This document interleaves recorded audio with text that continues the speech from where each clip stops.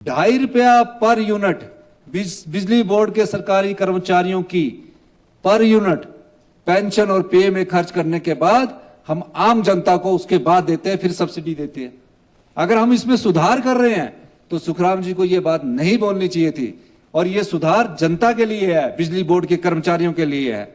और मैं ये इसलिए कहना चाह रहा हूं, उनके जो सरकारी कर्मचारी जो सिविल इंजीनियर है, हमारे पोस्टें खाली है, उस विभाग में आ जाए। सिविल इंजीनियर है जो उनके आने हमारे विभाग में आ जाए।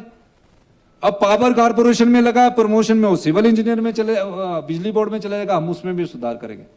हेल्थ सेक्टर में क्या आपका, हेल्थ सेक्टर में क्या है? मैं इसलिए बोल रहा हूं कि हमारे सुधार से अगर कोई जस्टिस सुप्रीम कोर्ट का अगर उसमें हमारा बोलता कि बहुत अच्छी आपकी कैजुअलिटी हुई, कुछ ही है, एक को ही, पर प्रशंसा के पात्र हम लोग हैं, हम उसमें भी सुधार करेंगे। 1 साल के भीतर भारतीय जनता पार्टी के लोग जितना मर्जी हम पर आरोप लगाए, लेकिन 1 साल के भीतर हमारी सरकार मेडिकल कॉलेज के हेल्थ सिस्टम में पौधे उगे हुए हैं। टांडा में गया, पीपल का पेड़ उगा हुआ है। आपके आईजीएमसी में गया, घास उगा हुआ बिल्डिंगों में। इसमें तो प्रिंसिपल की भी अकाउंटेबिलिटी फिक्स करनी पड़ेगी कि ये क्या है। अंदर बाथरूम गंदे हैं, पेशेंट आधा बीमार उस बाथरूम में ही हो जाए। ये व्यवस्था परिवर्तन करना जरूरी है। हम आपको ये आश्वासन देना चाहते हैं, 1 साल के भीतर मेडिकल टेक्नोलॉजी से लेकर मेडिकल कॉलेजेस में, पहले स्तर पर मेडिकल कॉलेज में महत्वपूर्ण बदलाव किया जाएगा। और इस महत्वपूर्ण बदलाव में किसी भी प्रकार की कोई अड़चन आएगी, सरकार उस पर कठोर फैसले लेने से भी पीछे नहीं हटेगी। अध्यक्ष महोदय, हम गुड गवर्नमेंट के लिए गुड गवर्नेंस का होना जरूरी है, अच्छे शासन के लिए अच्छे प्रशासन का होना जरूरी है। मैन एनालिसिस किया जाएगा कि कौन से डिपार्टमेंट में कितने आदमियों की जरूरत है। यूनिवर्सिटी में क्या अगर प्रोफेसरों की कमी है तो उसके आधार पर किया जाएगा।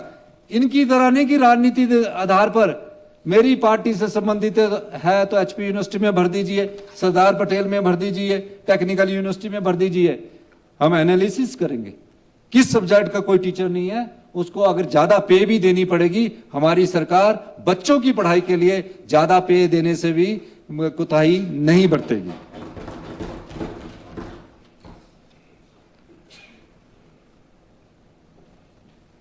माननीय अध्यक्ष महोदय, बहुत चीजें हैं, लेकिन विपक्ष को इसलिए मैं सुनाना चाहता था ताकि वो उन्हें पता लगे, और अपने सदन के सदस्यों को भी मैं सुनाना चाहता हूं।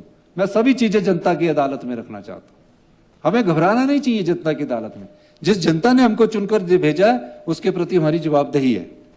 मैं ये भी कहना चाहता हूं, 2 साल 4 महीने हमारी सरकार को हो गए, एक भी विधायक, एक भी मंत्रिमंडल पर पूरी पारदर्शिता से, पूरी ईमानदारी से और नैतिकता से हमने काम किया है। एक भी आदमी उंगली उठाकर बोल दे कि कहीं भ्रष्टाचार हुआ है, यह सरकार होती है।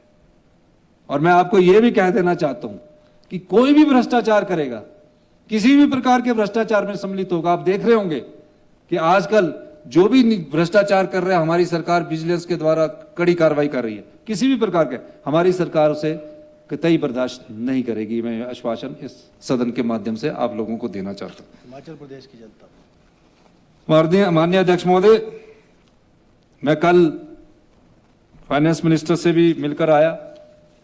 फाइनेंस मिनिस्टर से हमारी कोई तकरीबन आधे घंटे मुलाकात हुई, बड़ी अच्छी बातचीत हुई। हमारे कार्यों की केंद्रीय फाइनेंस मिनिस्टर ने हमारी कार्यों को सुना, प्रशंसा भी की, भूरी भूरी प्रशंसा भी की।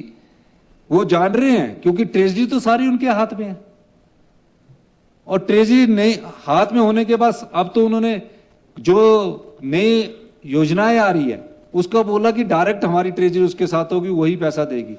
हम उसको भी स्वीकार कर रहे हैं, लेकिन रिफॉर्म्स होने जरूरी है हिमाचल प्रदेश की अर्थव्यवस्था के लिए, हिमाचल प्रदेश के युवा पीढ़ी के लिए, और हिमाचल प्रदेश को आत्मनिर्भर बनाने के लिए।